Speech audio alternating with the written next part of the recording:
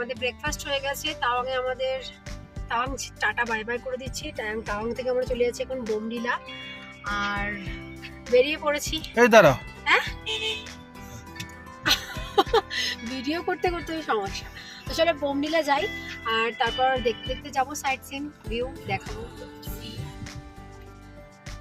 আমাদের গাড়ি চলতে শুরু করেছে ভীষণই জোরে, ভীষণই স্পিডে, বিকজ আমাদের আজকে জার্নিটা প্রায় 317 কিলোমিটার।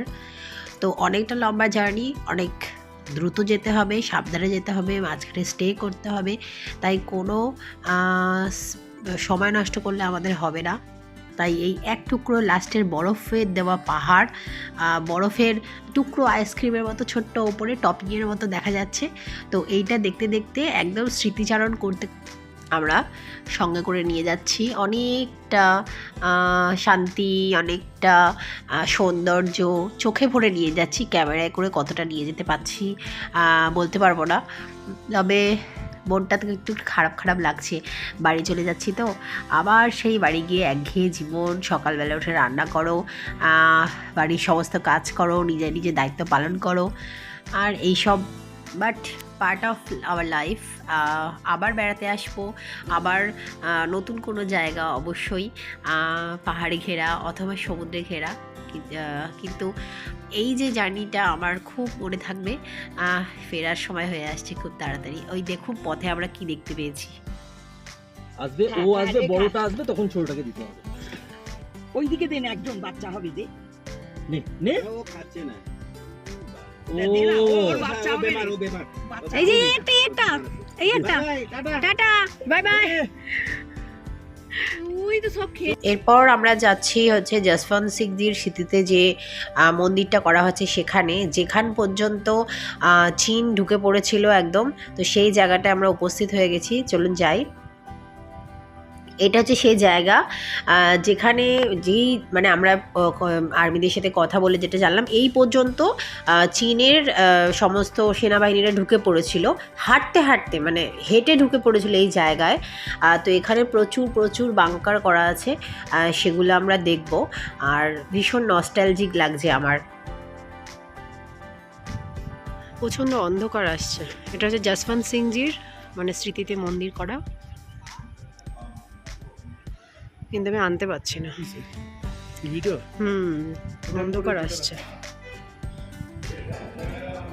এই মন্দিরটার ভেতরে অনেকগুলো ছোট ছোট মানে পাহাড়ের মধ্যে বাংকার আছে। তো একদম অনেক পুরনো, যখন যুদ্ধ হচ্ছিল সেই পুরনো বাংকার এখানে আছে। তো আমি ওখানে একবার যাই। হ্যাঁ, ওখানে যাওয়ার এই যে 1962 এর বাংকার নাম্বার 3। হ্যাঁ, একবার আমি দেখছি যাওয়া যায় কিনা। এইটা হচ্ছে 1962 বাংকার নাম্বার 3, ইন্ডিয়ান ফ্ল্যাগ। আর এই যে বাংকার। আর আমরা তো সিনেমায় দেখি যে বাংকার কীরকম হয়, তারা যুদ্ধ করে। আর ঠিক এই ভেতরের পরিস্থিতি আমার জাস্ট গায়ে কাটা দেয় এগুলো দেখলে, যে এইরকম একটা সিচুয়েশানে তারা থেকে যুদ্ধ করেন। এবং এখানে আরও পরপর অনেক কটা বাংকার আছে। এই যে ওটা হচ্ছে বাংকার নাম্বার 4। যে কটা ইন্ডিয়ান ফ্ল্যাগ আপনি দেখতে পাচ্ছেন, আপনারা দেখতে পাবেন পরপর সব, ওখানে সব কটাই ওগুলো বাংকার। ওই যে আমার হাজব্যান্ড আর ছেলে যাচ্ছে, আমি যাই। এখানে একটা বাংকার আরও আছে। অত দূরে গেলে আমি আর ব্যাকে ফিরতে পারবো না। আমার হাজব্যান্ড তো এইভাবে যাচ্ছে উল্টো দিক দিয়ে মাঝখান থেকে, বাট আমি হয়তো যেতে পারবো না, আমাকে ব্যাকে যেতে হবে। কেন এখান থেকে যেতে পারবো নাকি? আমরা চেষ্টা করি, চ এখান থেকে যেতে পারি নাকি। চ এখান থেকে বেরিয়ে আমরা এবার যাচ্ছি কি করতে, চলুন দেখতে থাকুন আর তার সাথে থাকুন। দেখতে ভীষণ ছোট ছোট বরফ এখনও দেখা যাচ্ছে। আমরা গাড়ির ভেতর থেকে ভিডিও করতে করতে যাচ্ছি, বিকজ আমরা জানি এরপর আমরা এটা আর দেখতে পাবো না। তাই চোখের মধ্যে যতটা সম্ভব ধারণ করে নিয়ে যাচ্ছি। ছেলে খুব এনজয় করেছে। আর আমরা বুঝতে পারছি যে আমাদের কিন্তু আস্তে আস্তে একটা ঠান্ডার ভাবটা একদম চলে যাচ্ছে। বোমডিলা গেলে কি হবে জানি না, বাট মানে সোয়েটার পরার আর প্রয়োজনীয়তা নেই কিন্তু, কারণ বেশ একটা গরম গরম ভাব এখানে আমরা বুঝতে পাচ্ছি। এখানেও কিন্তু বরফ পড়ে রয়েছে দেখতে পাচ্ছি আমরা, কিন্তু যে বরফ আমরা দেখেছি, যে বরফের এক্সপিরিয়েন্স আমাদের হয়েছে সেটা অতুলনীয়। এরপর আমরা সেলা টানেল ক্রস করব, তো সেটাই দেখাই। আমরা রয়েছি এখন সেলা টানেলে, টানেলের ফ্রন্টে দাঁড়িয়ে আছি, এখান থেকে ঢুকবো। জানি না টানেলের ভিডিওটা নিতে পারবো কিনা, যদি নিতে পারি অবশ্যই দেখাবো। আসে জাস্ট ব্যাকের ভিউ, কি দারুণ।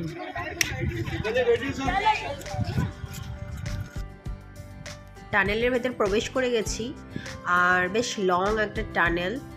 আমি এর আগে তো কোনো টানেলে যে যাইনি, আমার মনে পড়ছে না। এর আগে সিমলা টিমলা গেছি, তখন ওই ধরনের কোনো টানেল আমার এক্সপিরিয়েন্স হয়নি, বাট এটা আমার এক্সপিরিয়েন্স হলো এবং খুব একটা ভালো লাগছে যে পাহাড় কেটে পাহাড়ের ভেতর থেকে এতটা লম্বা একটা টানেল, এবং এতটা ঘুরে, মানে এটা যদি টানেল না হতো ঘুরে অনেকটা পথ আসতে হতো। এখানে খুব সুন্দর একটা গান চলছে আমাদের গাড়িতে, বাট আমাকে মিউট করতে হচ্ছে বাধ্য হয়ে কপিরাইটের ভয়ে। ভীষণ সুন্দর হতো যদি এখানে একটা 90s-এর গান চলতো, রোম্যান্টিক। জার্নিটা আরও আসান হতো, আরও সুন্দর হতো, মধুর হতো। এরপরই আমরা করব লাঞ্চ, তো চলুন তাড়াতাড়ি। এখান থেকে আমরা লাঞ্চ করেছি, করে এই যে ভাবতে পারছেন, এখান থেকে লাঞ্চ করে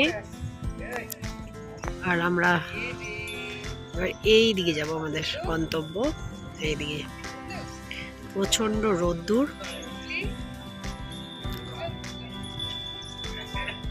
শান্তি ভ্যালি, যদিও আমরা দেখেছিলাম সবুজে সবুজ। এই যে নদী, দেখুন ওই দিকে নামতে পারি কিনা, এদিকে সাইডে এসো, সাইডে। আর চারিদিকে হোমস্টেতে ভর্তি হয়ে গেছে, ভ্যালি আর ভ্যালি নেই। চলুন এই ব্রিজের ওপর দিয়ে যাই, কিছু ছবি তুলি। যাচ্ছি ওই নদীর ধারে, ওখানে বসে আমরা ছবি তুলব। চলো যাওয়া যাক নদীর ধারে। ওই যে আমাদের সব লোকজন আছে, এখানে ভিড় কম একদম।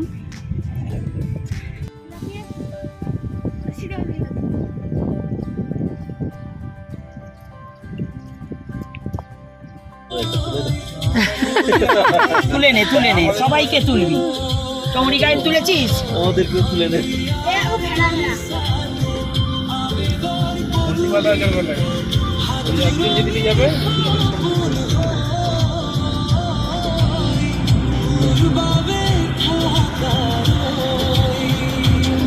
কপিরাইটের ভয় না পাওয়াই ভালো। কিছুক্ষণ আগে যে জিনিসটা আমাদের ঘটলো, এগুলো তো part of our life, video এগুলো তো করবই, বাট এই যে স্মৃতিচারণ, এই যে আমাদের কি কথোপকথন হয়েছে, এগুলো তো খুব ক্যান্ডিড, তাই এগুলো রেখে দিলাম।